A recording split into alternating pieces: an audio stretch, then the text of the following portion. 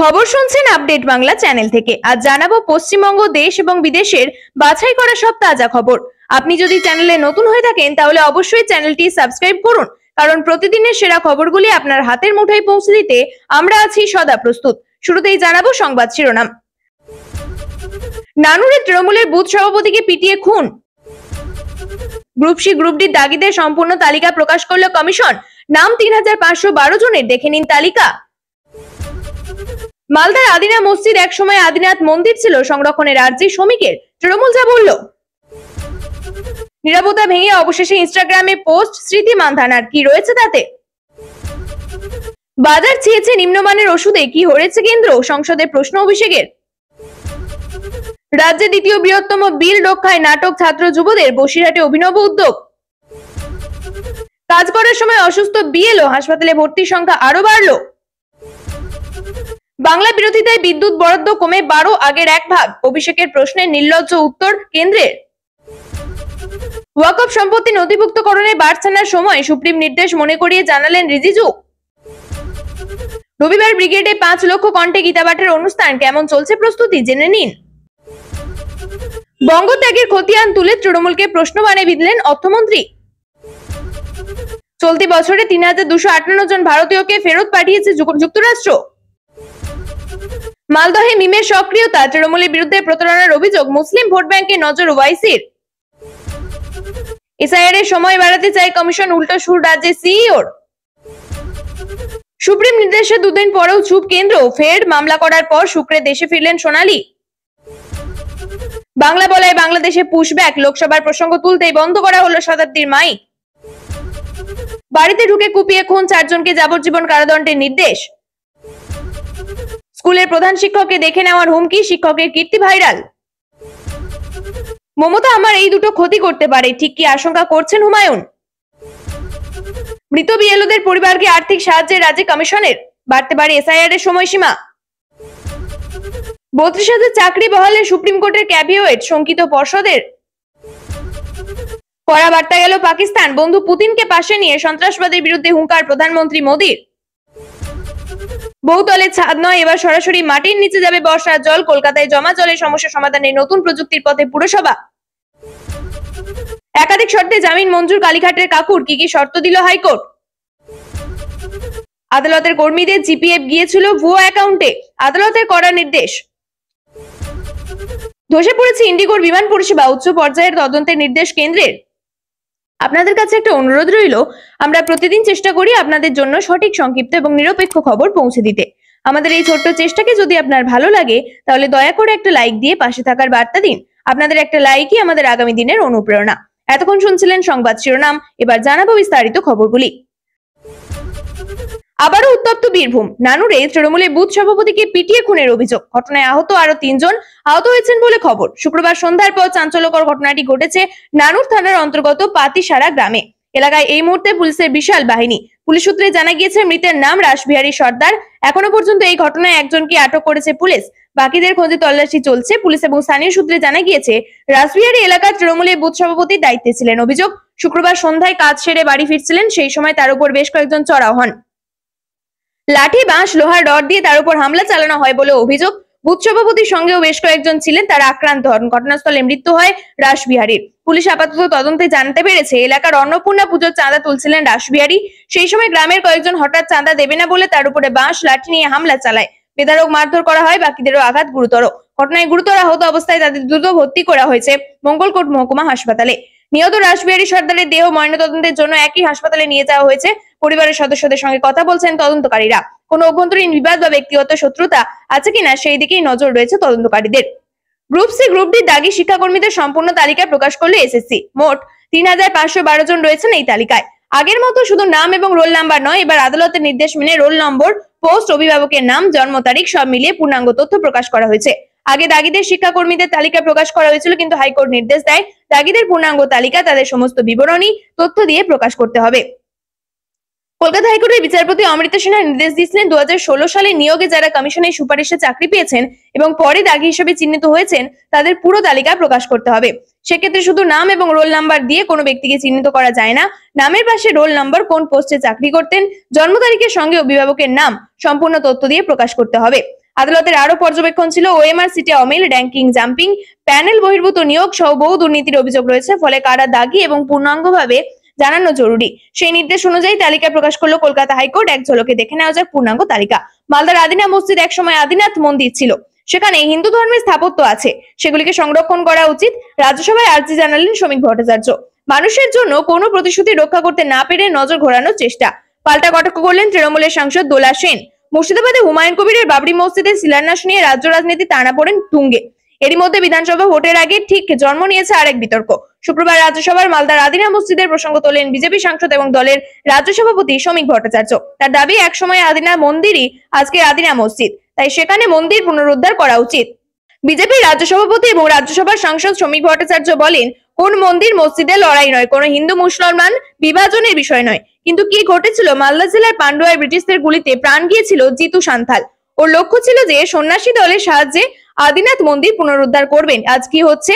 এটা ঐতিহাসিক তথ্য। প্রখ্যাত ওরিয়েন্টালিস্ট জেডি বিগলার, মালদার কালেক্টর জে.এইচ. রবিন শাহ 1865 থেকে 1867 সালে তারা বিভিন্ন ধরনের প্রমাণ নথিভুক্ত করেছিলেন। যে তথ্য দাবি হয়েছিল সেখানে হিন্দু মন্দির ছিল। পাল্টা তৃণমূল কংগ্রেসের রাজ্যসভার সাংসদ দোলা সেন বলেন, মানুষের চোখ ঘোরানোর জন্য অকারণ মন্দির মসজিদ ইস্যু তৈরি করবেন না। রাজ্যসভায় জিরো আওয়ারের বিষয়টি তুলে ধরার জন্য রাজ্যসভার সেক্রেটারি জেনারেল যে চিঠি পাঠিয়েছেন শ্রমিক ভট্টাচার্য, সেখানে তিনি লিখেছেন, আমি মালদার পান্ডুয়ায় ঐতিহ্যবাহী স্থান নিয়ে জরুরিভাবে দৃষ্টি আকর্ষণ করছি। এই প্রেক্ষাপটে কেন্দ্রীয় সরকারের কাছে কিছু দাবি দাওয়া রেখেছেন বিজেপির রাজ্যসভা সভাপতি। সেই সঙ্গে হুমায়ুন কবিরের প্রস্তাবিত বাবরি মসজিদের বিরোধিতাও করেছেন তিনি। শ্রমিক ভট্টাচার্য বক্তব্য রাখার সময় তার বিরোধিতা করেন তৃণমূল সাংসদরা।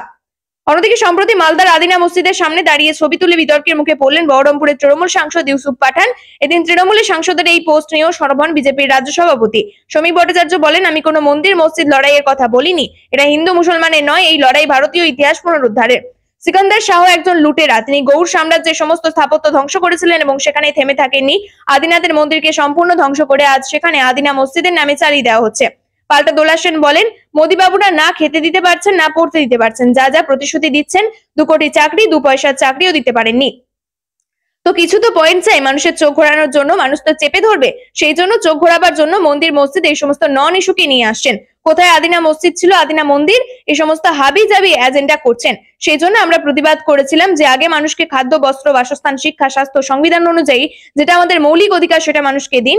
একদিকে যখন মুর্শিদাবাদের বুকে বাবরি মসজিদের শিলান্যাস, তখন রবিবার ব্রিগেডে 5 লক্ষ কণ্ঠে গীতাপাঠের প্রস্তুতি চলছে জোর কদমে। গত 23 নভেম্বর অপ্রত্যাশিতভাবে বিয়ে স্থগিত হয়ে যায় পলাশ মুচ্ছলের সঙ্গে। তারপর থেকে আর জনসম্মুখে দেখা যায়নি তাকে। এবার ইনস্টাগ্রামে একটি ভিডিও পোস্ট করলেন স্মৃতি মান্ধানা। শুক্রবার সেই পোস্ট আপলোড করা হয়, যেখানে একটি জনপ্রিয় টুথপেস্ট ব্র্যান্ডের পেড পার্টনারশিপের অংশ। প্রমোশনাল এই ভিডিওতে মহিলা ক্রিকেটে প্রথমবার বিশ্বকাপ তোলার অভিজ্ঞতা শেয়ার করেছেন ভারতীয় মহিলা ক্রিকেটার সহ অধিনায়ক বিশ্বজয়ী ক্রিকেটার স্মৃতি মান্ধানা এবং সঙ্গীত পরিচালক পলাশ মুচ্ছলের বিয়ের দিনই মাথায় আকাশ মেঘ পড়ে। হঠাৎ আনন্দ বদলে যায় দুঃখে। মেয়ের বিয়ের দিনই স্মৃতির বাবা অসুস্থ হয়ে হাসপাতালে ভর্তি হন। স্থগিত হয়ে যায় স্মৃতি এবং পলাশের বিয়ে। তবে বিয়ে স্থগিত হয়ে গেলেও প্রতিনিয়ত বারংবার শিরোনামে উঠে আসছেন পলাশ এবং স্মৃতি। স্মৃতির বাবার পরে পলাশ নিজেও হাসপাতালে ভর্তি হন। দুজনের বিয়ে অনির্দিষ্টকালের জন্য স্থগিত হয়ে যায়। তবে মঙ্গলবার 2 ডিসেম্বর হঠাৎ ফের একবার তাদের বিয়ের দিনক্ষণ নিয়ে জল্পনা শুরু হয়। শোনা যায় 7 ডিসেম্বর দুজনে নাকি গাঁটছড়া বাঁধতে চলেছেন। তবে স্মৃতির দাদা শ্রবণ এই সমস্ত জল্পনা একেবারে থামিয়ে দেন। তিনি স্পষ্ট জানিয়ে দেন, এমন কিছু হচ্ছে না। সম্প্রতি এক সাক্ষাৎকারে শ্রবণ জানান, আমরা তো এইসবে জল্পনা নিয়ে কোনো ধারণাই ছিল না। এখন অবধি যা পরিস্থিতি, তাতে বিয়েটা এখন স্থগিত রয়েছে। দেশের বাজারে একাধিক নিম্নমানের ওষুধ ধরা পড়ছে আগেই। সেই ওষুধ প্রস্তুতকারী সংস্থার বিরুদ্ধে কি ব্যবস্থা নেওয়া হয়েছে? কত ওষুধ পরীক্ষায় উত্তীর্ণ হতে পারেনি? সরকার মান নিয়ন্ত্রণে কি কি ব্যবস্থা নিয়েছে? সংসদে এমনই একগুচ্ছ প্রশ্ন তুললেন ডায়মন্ড হারবারের তৃণমূল সাংসদ অভিষেক বন্দ্যোপাধ্যায়। তৃণমূলের সর্বভারতীয় সাধারণ সম্পাদকের প্রশ্নের উত্তরে কেন্দ্রীয় সরকারের তরফে জানানো হয়, কেন্দ্রীয় ওষুধের মান নিয়ন্ত্রণ সংস্থা এবং রাজ্যের ওষুধ নিয়ন্ত্রণ সংস্থা ডিসেম্বর 2022 থেকে 960টিরও বেশি সংস্থা পরিদর্শন করেছে। প্রাপ্ত তথ্যের ভিত্তিতে 860টিরও বেশি পদক্ষেপ করা হয়েছে। সংস্থাগুলিকে সোকজ নোটিশ জারি করা হয়েছে। উৎপাদন বন্ধ করার আদেশ, উৎপাদনের স্থগিতাদেশ, লাইসেন্স বাতিল সহ একাধিক পদক্ষেপ নেওয়া হয়েছে। বিভিন্ন কোম্পানির যে ওষুধগুলি পরীক্ষায় উত্তীর্ণ হতে পারেননি, সেই ওষুধগুলির তালিকা সেন্ট্রাল ড্রাগ স্ট্যান্ডার্ড কন্ট্রোল অর্গানাইজেশনের ওয়েবসাইটে আপলোড করা হয়েছে। অভিষেকের প্রশ্নের উত্তরে কেন্দ্রীয় সরকারের তরফ থেকে আর জানানো হয়েছে, কেন্দ্রীয় সরকার সিডিএসসিও এবং রাজ্যের ওষুধ নিয়ন্ত্রক কর্মকর্তাদের নিয়মিত প্রশিক্ষণ দিচ্ছে। তথ্য দিয়ে জানানো হয়েছে, 2023-24 অর্থবর্ষে সিডিএসসিও 22,854 জনকে প্রশিক্ষণ দেওয়া হয়েছে। 2024-25 অর্থবর্ষে 20,551 জনকে প্রশিক্ষণের আওতায় আনা হয়েছে। উল্লেখ্য, কয়েক মাস আগে বাজারে বেশ কয়েকটি জীবনদায়ী ঔষধের ব্যাচ বাজারে আসে, সেগুলি জাল বলে অভিযোগ ওঠে। পরে কেন্দ্রীয় সরকারের তরফে সেগুলিকে নিষিদ্ধ করা হয়েছে। রাজ্যের দ্বিতীয় বৃহত্তম বিল বলে পরিচিত বসিরহাটের স্বরূপনগরের বল্লীর বিল, লোকমুখে যা বিল বল্লী নামে পরিচিত, কিন্তু সোনাই নদী এবং তার সংযোগকারী খালগুলির অবস্থা খুবই শোচনীয়। বৃষ্টিতে প্লাবিত হয় বিল্লবল্লী। অভিযোগ, এর জেরে ভেসে যায় স্বরূপনগরের ব্লকের বিস্তীর্ণ এলাকা। সেই সমস্যা সমাধানে সরাসরি প্রশাসনের কাছে পৌঁছে দিতে উদ্যোগী হলেন এলাকার বাসিন্দারা। ফুটবল মাঠে নাটকের মধ্য দিয়ে বিল বল্লীর সমস্যাকে তুলে ধরার চেষ্টা করলেন স্বরূপনগরের ছাত্র এবং যুবরা। স্বরূপনগর বাঙালনি গ্রাম পঞ্চায়েতের তেতুলিয়া মাঠে আসর জমেছে বিলবল্লী কাপ 2025-এর। উদ্যোক্তা স্থানীয় টাইগার বয়েজ ক্লাব এবং ছাত্র যুব। সেই ফুটবল টুর্নামেন্টের উদ্বোধনী অনুষ্ঠানে উপস্থিত ছিলেন রাজ্যের খাদ্যমন্ত্রী রথীন ঘোষ, স্বরূপনগরের বিধায়ক তথা উত্তর চব্বিশ পরগনা জেলা পরিষদের সহসভাধিপতি বীণা মণ্ডল, বাগদার প্রাক্তন বিধায়ক বিশ্বজিৎ দাস সহ একাধিক সমাজসেবী এবং জনপ্রতিনিধি। রাজীব মণ্ডল, বাবুসোনা মিস্ত্রি, সঞ্জীব পালদের মতো ছাত্র যুবরা বিল বল্লীকে বাঁচাতে নাটক মঞ্চস্থ করলেন। সমগ্র এলাকার কতটা প্রয়োজনীয় এই বিল, সেই বিষয়টি প্রকাশ করা হয়। দ্রুত সংস্কারের প্রয়োজন, সেই কথাও জানানো হয়। নাটকটি দেখে অভিভূত হন আশা মন্ত্রী, বিধায়ক, জনপ্রতিনিধিরা। এসআইআর এর সময়সীমা বাড়ানো হোক, এই দাবিতে রাজ্যের সিও দপ্তরের সামনে লাগাতার আন্দোলনে বিএলওদের অধিকার রক্ষা মঞ্চ। যেভাবে অল্প সময়ের মধ্যে দীর্ঘ কাজ তুলতে বিএলওদের ব্যবস্থা করছে নির্বাচন কমিশন, তাতে প্রতিদিন মৃত্যুর মুখে বিএলওরা, দাবি আন্দোলনকারীদের। শুক্রবার বিকেলে কাজ করতে করতে হঠাৎ অসুস্থ হয়ে পড়েন পশ্চিম মেদিনীপুর জেলার ডোইপ্রা ব্লকের ডেবরা 5/1 নম্বর গ্রাম পঞ্চায়েতের 95 নম্বর কুলগেড়িয়া বুথের বিএলও অরূপ কুমার মাইতি। পরিবারের দাবি, অরূপ বাবুর রক্তে প্রোটিনের পরিমাণ বেশি ছিল, তাই ট্রেপ্টোনিন টেস্ট পজিটিভ ছিল। শুক্রবার তাকে ডেবরার সুপার স্পেশালিটি হাসপাতালে চিকিৎসার জন্য নিয়ে আসা হলে হার্টের সমস্যা ধরা পড়েছে। রাজ্যে একের পর এক বিএলওর মৃত্যু এবং অসুস্থতার পরে বাংলায় বিএলওরা লাগাতার আন্দোলনের পথে যেতে বাধ্য হয়েছেন। তাদের দাবি, ইনুমারেশন ফর্ম দেওয়া, জমা এবং ডিজিটাইজেশনের কাজের পরও কাজ শেষ হচ্ছে না তাদের। একের পর এক কাজ চাপিয়ে দেওয়া হচ্ছে তাদের। গোটা দেশ থেকে এই অভিযোগের পরে এসআইআর প্রক্রিয়ার সময়সীমা বেঁধে বাড়ানোর পথে নির্বাচন কমিশন। তবে বাংলার কমিশনের সিইও সেই সময় বাড়ানোর সম্মতি নেই। ফলে দেশের অন্যান্য রাজ্যগুলিতে খসড়া তালিকা তৈরির সময়সীমা বাড়ালেও বাংলায় তা বাড়ানোর সম্ভাবনা নেই। সম্পূর্ণ স্বচ্ছ ত্রুটিমুক্ত ভোটার তালিকা তৈরির স্বার্থে এসআইআর এর সময়সীমা আরো বাড়তে পারে বলে নির্বাচন কমিশনের দাবি। শুক্রবার 12টি রাজ্য এবং কেন্দ্রশাসিত অঞ্চলের মুখ্য নির্বাচনী আধিকারিকদের নিয়ে পর্যালোচনা বৈঠকে এই সংকেত দিয়েছেন মুখ্য নির্বাচন কমিশনার জ্ঞানেশ কুমার। কমিশন স্পষ্ট জানিয়েছে যে যদি কোথাও এসআইআর এর কাজ নির্ধারিত সময়ের মধ্যে শেষ করা সম্ভব না হয়, তাহলে সংশ্লিষ্ট রাজ্যের সিইও দপ্তরকে আনুষ্ঠানিক সুপারিশ পাঠাতে হবে। সেই সুপারিশ খতিয়ে দেখে কমিশন চূড়ান্ত সিদ্ধান্ত নেবে সময়সীমা বৃদ্ধি করা হবে কিনা। অর্থাৎ সময়সীমা বাড়া নির্ভর করছে রাজ্যগুলির সিইওর উপর। তার সুপারিশ করলে তবে সময়সীমা বাড়তে পারে। শুক্রবারের তথ্য অনুযায়ী বাংলায় এনুমারেশন ফর্মের ডিজিটাইজেশনের কাজ 99.23% সম্পূর্ণ হয়েছে। এই পরিস্থিতিতে বিএলওরা দাবি করছেন, একদিকে ডিজিটাইজেশনের যে কাজ বাকি তা সম্পূর্ণ করা সমস্যাজনক, যে কাজ হয়েছে তাতে ভুল রয়ে গিয়েছে। তার কারণ, কাজ করতে করতে কখনো লিঙ্ক চলে যাওয়া, সার্ভার বসে যাওয়া, প্রযুক্তিগত ত্রুটির পাশাপাশি অল্প সময়ে কাজ করার কারণে তাদের অনেক ভুল হয়েছে বলে দাবি করেন তারা। যদিও বাংলার সিইও মনোজ আগরওয়াল দাবি, ভোটমুখী বাংলায় এসআইআর এর সময়সীমা আরো বাড়ানোর পক্ষপাতী নন তারা। কমিশনকে সে কথাও জানিয়ে দেওয়া হয়েছে। কেন্দ্রের ঔদ্ধত্যে চরম নিদর্শনের সাক্ষী বীরভূমের সোনালী খাতুন। সুপ্রিম কোর্টের একদিন নয় 2 দিন ধরে নির্দেশ দিয়েছে বাংলাদেশে পুশব্যাক করে দেওয়া সোনালী খাতুন এবং তার নাবালক সন্তানকে ভারতে ফেরানো। তা সত্ত্বেও 2 দিন ধরে নীরব কেন্দ্রের স্বৈরাচারী মোদী সরকার। শুক্রবার ফের সুপ্রিম কোর্টে তাদের ফেরানোর নির্দেশ কার্যকর করার আবেদনের পর অবশেষে শুক্রবার মালদহ সীমান্ত দিয়ে দেশে ফিরলেন সোনালী এবং তার সন্তান। অন্যদিকে 3রা ডিসেম্বর সুপ্রিম কোর্ট নির্দেশ দিয়েছিল বীরভূমের অন্তঃসত্ত্বা সোনালী খাতুন এবং তার নাবালক সন্তানকে দেশে ফেরানোর। শুক্রবার 5ই ডিসেম্বর দেখা গেল ফেরেনি সোনালী। গোটা প্রক্রিয়ায় যেভাবে বাংলা বিরোধী জমিদার বিজেপি সরকারের স্বরূপ প্রকাশ্যে এসেছে তা নিয়ে সরব তৃণমূল কংগ্রেস। তারই লোকসভা ক্ষেত্রের বাসিন্দা সোনালী খাতুন। বৈধ ভারতীয় হওয়া সত্ত্বেও বিজেপির ডবল ইঞ্জিন সরকার তাকে তার পরিবারকে বাংলাদেশে পুশব্যাক করেছে। শুক্রবার বাংলা বিরোধী বিজেপির বিরুদ্ধে তৃণমূল সাংসদ তথা সংসদের তৃণমূলের উপদলীয় নেতা শতাব্দী রায় বিজেপি শাসিত রাজ্যগুলিতে বাঙালিদের ক্রমাগত হেনস্থার প্রসঙ্গ তুলতেই চরম নাটকীয় পরিস্থিতি তৈরি হয়। শতাব্দীর সঙ্গে ছিলেন তৃণমূলের সাংসদ মহুয়া মৈত্র, শিরোমণি অকালি দল সাংসদ হর্ষমিত কাওর বাদল প্রমুখ। গোটা বিরোধী শিবির শতাব্দীকে সমর্থন করে বেগতিক দেখে ট্রেজারি বেঞ্চ থেকে এগিয়ে আসেন বিজেপির সাংসদ অনুরাগ ঠাকুর। শতাব্দীকে শান্ত করতে এগিয়ে আসেন বিজেপির মহিলা সাংসদরাও। শতাব্দী তাদের সাফ জানান, তিনি কোনো ভিক্ষা চাইছেন না, লটারিতে বক্তা হিসাবে তার নাম উঠছে, সেই মতো তিনি বক্তব্য রাখবেন। শেষে তার দাবিকে মান্যতা দিতে বাধ্য হয় প্যানেলের চেয়ারপারসন কেপি তেন্নতি। বাড়িতে ঢুকে কুপিয়ে খুন, একই মামলায় 4 জনকে যাবজ্জীবন সাজা দিল আদালত। জমি নিয়ে 2 আত্মীয় পরিবারের বিবাদের জেরে 2022 সালে ধূপগুড়ির শালবাড়িতে গোবিন্দ মণ্ডল নামে এক ব্যক্তিকে নৃশংসভাবে কুপিয়ে খুন করা হয়। ঘটনায় 9 জন অভিযুক্তের বিরুদ্ধে মামলা দায়ের করা হয়। দীর্ঘ 3 বছর ধরে মামলা চলে জলপাইগুড়ি জেলা আদালতে। ওই মামলায় জলপাইগুড়ি আদালতের 5 জনের বিরুদ্ধে সাজা ঘোষণা করা হয়। এর মধ্যে 4 জনকে যাবজ্জীবন কারাদণ্ড এবং 1 জনকে 10 বছরের জেলের নির্দেশ দেওয়া হয়েছে। স্কুলের অফিস রুমে বসেই প্রধান শিক্ষককে হুমকি দেওয়ার অভিযোগ। শাসক নেতার বিরুদ্ধে মাদ্রাসার প্রধান শিক্ষক ফিরোজ রহমানকে দেখিয়ে নেওয়ার হুমকি। ঘটনায় ভিডিও ভাইরাল হতেই শোরগোল। ঘটনায় দেগঙ্গার একটি মাদ্রাসার খাতায় অনুপস্থিত জায়গায় হোয়াইটনার দিয়ে মুছে ফেলার অভিযোগ শাসক নেতা আব্দুর রাজ্জাকের বিরুদ্ধে।